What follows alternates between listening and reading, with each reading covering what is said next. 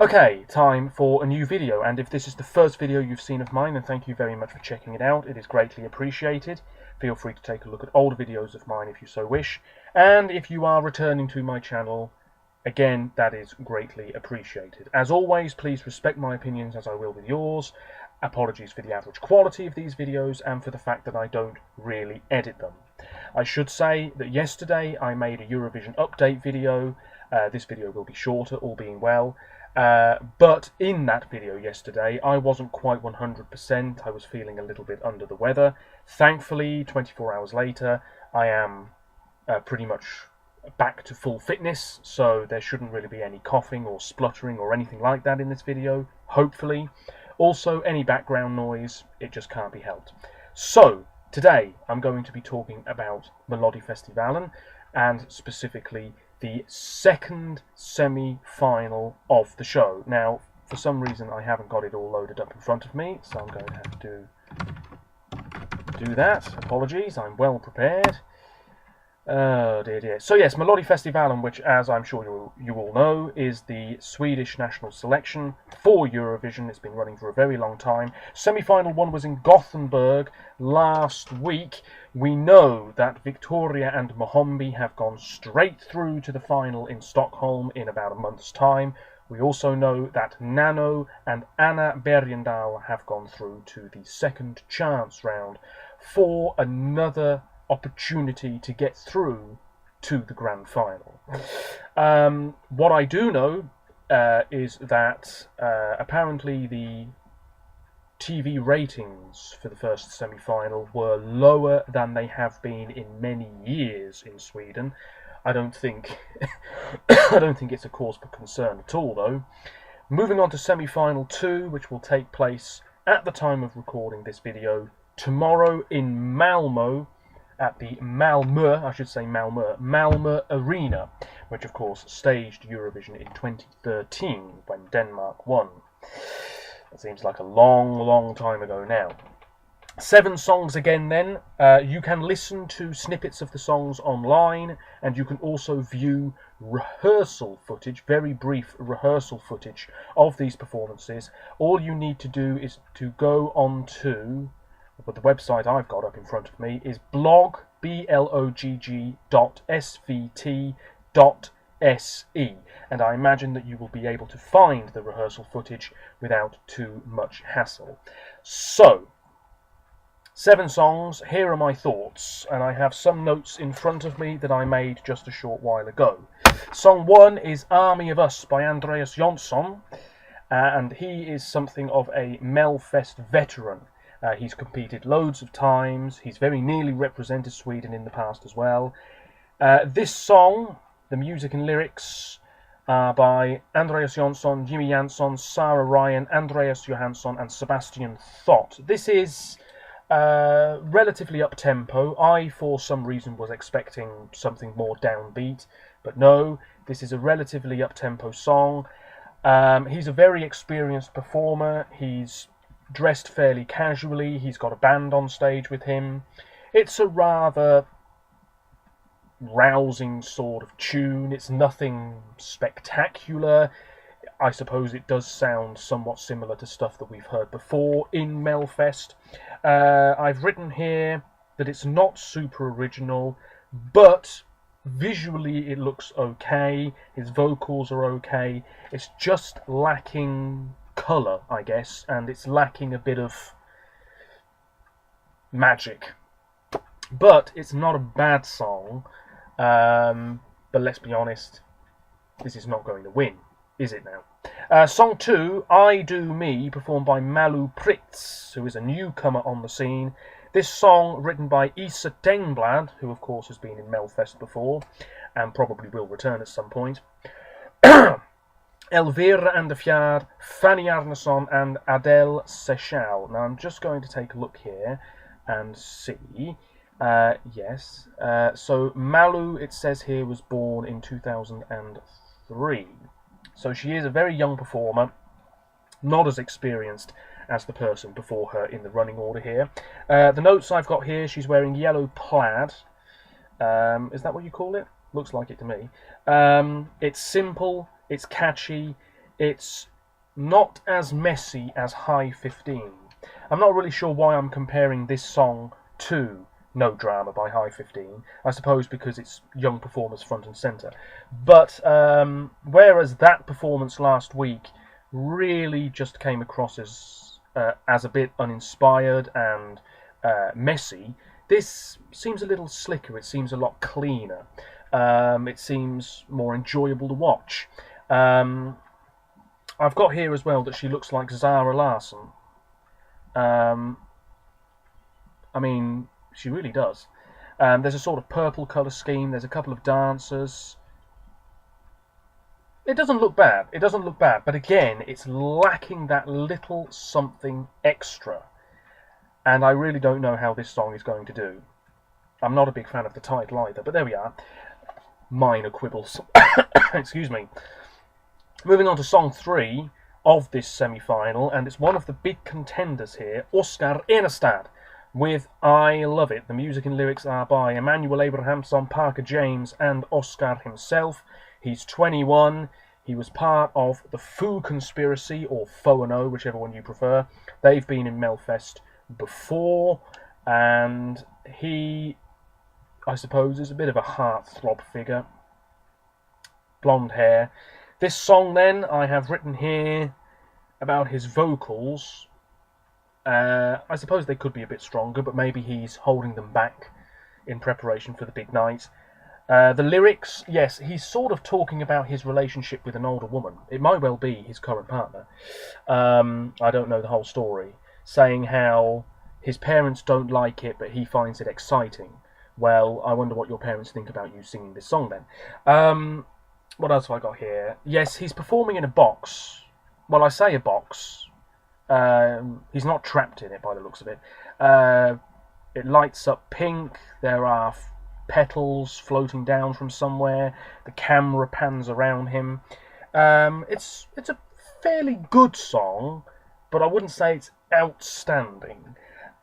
Doesn't really matter, because this is going to get so many votes, particularly from those under the age of 20, I would imagine.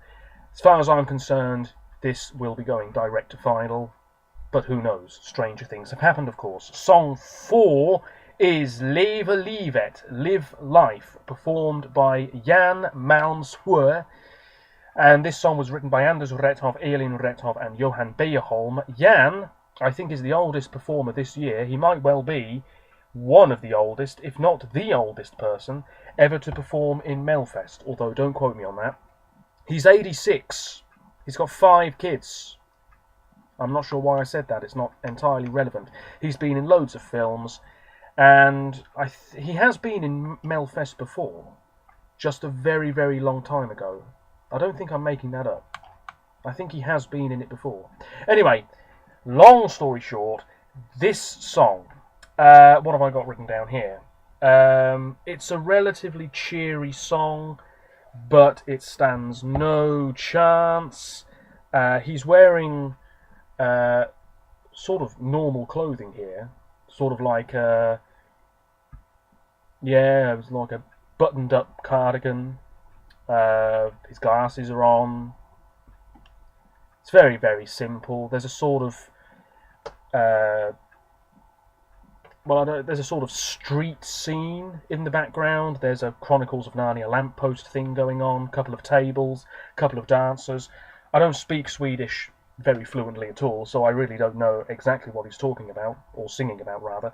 But this is not going to qualify, unless it does a Hasse Andersson from a few years ago. That was his name, wasn't it? I certainly hope I'm not making that up. With Guld och gröna skogar. That song sort of came out of nowhere and did very, very well in Melfest. Unless we see an incident like that, this is probably going to finish bottom of the semi-final. Then we move on to song 5, which is Nakna I regnet, Naked in the Rain, by Vlad Reiser, who I believe is some sort of comedic personality in Sweden. I don't really know. Lucas Nathanson, Jan Horleman, Vladislav Meletjenkov, and Chris Enberg wrote this one. I have got written here that it is slick pop, I'm just taking a look here. He's wearing sort of like a black jacket, a couple of dancers. There's a couple of sort of like diamond-shaped light-up things behind him. I'm great at describing this stuff, as you can tell. I've also put that it's pop meets R&B, yeah, and it's not very good. Simple as that. I'm going to keep it very brief. I think that he works the camera fairly well, but that's not enough. I think this song is really quite poor, and given that it's called Naked in the Rain, I sort of expected as much. Moving on to song 6. Now, this is the song that's the one to beat in this semi-final, truth be told. It's Hannah Ferm and Liamu. Hannah Ferm is a very beautiful woman. She's 18. Blah, blah, blah, blah, blah. Seems like this is her first really big song. And Liamu, who of course was in Melfest last year, his real name is Liam. He's also 21. This song is called Hold You. It's it's written by Jimmy Jansson, Fredrik Sernefors, Hannah Ferm herself, and Liamu himself. So, this song, I have got written down that it needs to be more impactful. Maybe it is towards the end of the song, I don't really know. It's an all-black look that the two of them are going for. There are floating, billowing sheets on stage.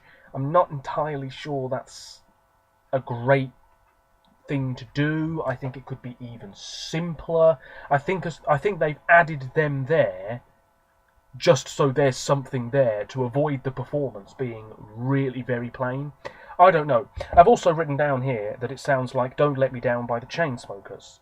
And I mean, that little bit of refrain in the song, it really does. But again, minor quibbles. It's a very simple tune. It's nothing amazing at all, but I like it. And I think I'll like it more as time goes on. I'm just watching the footage now. There's a sort of golden glow coming from behind them. Yeah, it's nice, but a few more tweaks and it could be so much better. At one point, one of the sheets sort of got trapped over Liamu's face. But anyway, there's only one song left. It's Tempo, performed by Margaret, who is Polish-born. The song is written by Anders Rethov, Jimmy Jansson, who is everywhere this year as a songwriter, Laurel Barker, and Sebastian von Koenigsegg. This song I've got written down here, it's not so clustered. And I'm not really sure what I mean by that. I think what I'm trying to get at is how I think this is a lot more stripped back, perhaps, than what we've seen from Margaret in the past. There's not a whole lot of movement. I don't like her outfit, which is this sort of blue dress with white dots on it. But she's an experienced performer, and the song, it's upbeat. It's got a fairly catchy hook. She's got a whole load of dancers on stage wearing pink. Yeah. It's not bad. It's nothing amazing, though, let's be honest. And this won't go to Eurovision because I think Sweden would rather send somebody Swedish. But nevertheless, this isn't bad. And I think I'll end up liking it more than her entry last year. It was last year, wasn't it? In My Cabana. Yes, I think I'll like this one more. So, that's it. Let me know your thoughts on those 7 songs. I personally think that it's a weaker semi-final than the one we had last week. My prediction, which I do have written down over here, I'll get there in a minute. I believe that it will be Hannah Ferm and Liamu and Oscar who go through automatically. Third, I think, will be Margaret. Fourth, I've gone for Malu. I think she might just creep in there, particularly with the youngsters helping her in the voting.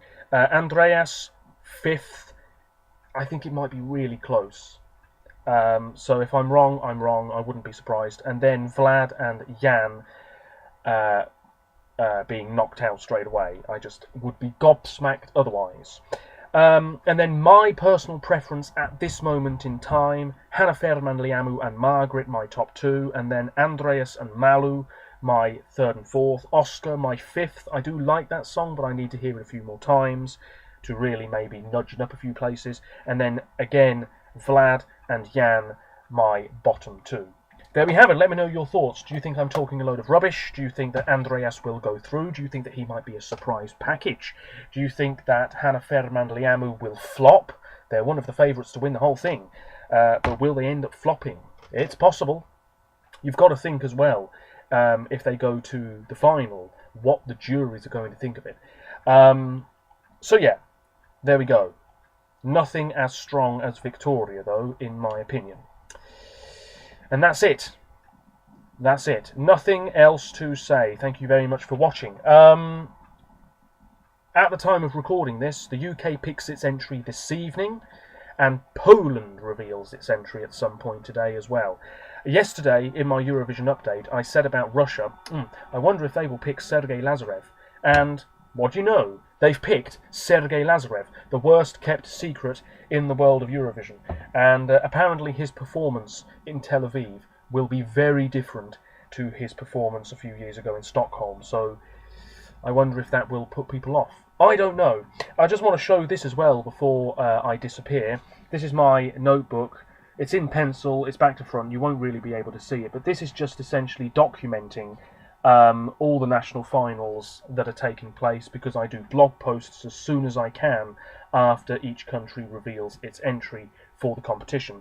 So it's Poland and the UK today, Australia at some point within the next 24 hours, Italy and Montenegro. They are coming up. And then, of course, Israel on the 12th. So, there we have it.